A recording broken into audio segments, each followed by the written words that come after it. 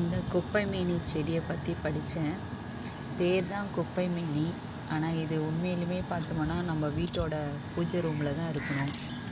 குப்பைமேனி பற்றி என்ன சொல்லியிருக்காங்கன்னா, நம்ம உடம்பு பார்த்திங்கன்னா குப்பை மாதிரி இருக்கிற உடம்பை அந்த மேனியை இது பளபளப்பாக ஆக்கிறதுனால தான் இதுக்கு குப்பைமேனி அப்படின்னு பேர் வந்திருக்குது அப்படின்ற மாதிரி சொல்லியிருக்காங்க.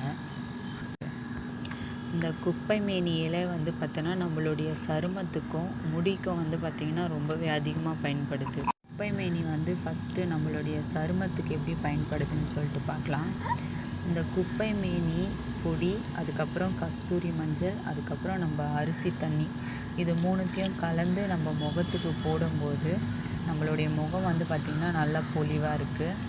அதுக்கப்புறம் நம்ம முகத்தில் தேவையில்லாத முடி இருக்குது, அதை நம்ம அகற்றணும் அப்படின்னு நினச்சோம்னா அதே மாதிரி தான் அந்த குப்பைமேனி பொடி, அதுக்கப்புறம் கஸ்தூரி மஞ்சள், அது கூட நம்ம தேன், இதை கலந்து போடும்போது முகத்தில் இருக்கிற அந்த தேவையில்லாத முடியெல்லாம் பார்த்திங்கன்னா போயிடும். குப்பைமேனி இலையோட பொடி, வேப்பிலை பொடி, அதுக்கப்புறம் துளசி பொடி, இது மூணும் ஒரு ஸ்பூனு, அதுக்கப்புறம் பார்த்திங்கன்னா தேவையான அளவுக்கு நம்ம பன்னீர், இது எல்லாத்தையும் கலந்து நம்ம முகத்துக்கு போடும்போது முகத்தில் இருக்கிற அந்த பருக்கள், அதுக்கப்புறம் பார்த்திங்கன்னா வறட்சியான சருமம், இது எல்லாமே பார்த்திங்கன்னா போயிடுது. நம்ம இது கூட கற்றாழை ஜெல் சேர்க்கும்போது நம்மளுடைய முகம் பார்த்திங்கன்னா ரொம்ப மென்மையாக இருக்கும். குப்பைமேனி இந்த இலையோட பார்த்தோன்னா நம்ம எலுமிச்சை சாறு கலந்து நம்ம போடும்போது நம்ம முகத்தில் வடு ஏதாச்சும் இருந்ததுன்னா அந்த வடு கொஞ்சம் கொஞ்சமாக மறைய ஆரம்பிக்கும்.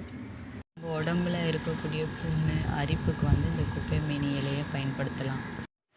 முடிக்கு எப்படி பயன்படுது அப்படின்னு பார்த்தோம்னா, இந்த குப்பைமேனி பொடி பார்த்தோன்னா 2 ஸ்பூனு, அதுக்கப்புறம் வேப்பம் பொடி 2 ஸ்பூனு, அதுக்கப்புறம் கற்றாழை ஜெல் ஒரு 3 ஸ்பூனு, தயிர் 1/4 கப்பு, தேவையான அளவுக்கு தண்ணி, இது எல்லாத்தையும் கலந்து நம்ம வாரத்துக்கு 2 முறை நம்மளுடைய தலையில் போடணும். அப்படி போடும்போது நம்மளுடைய முடி பார்த்தோம்னா சுத்தமாக இருக்கணுமா.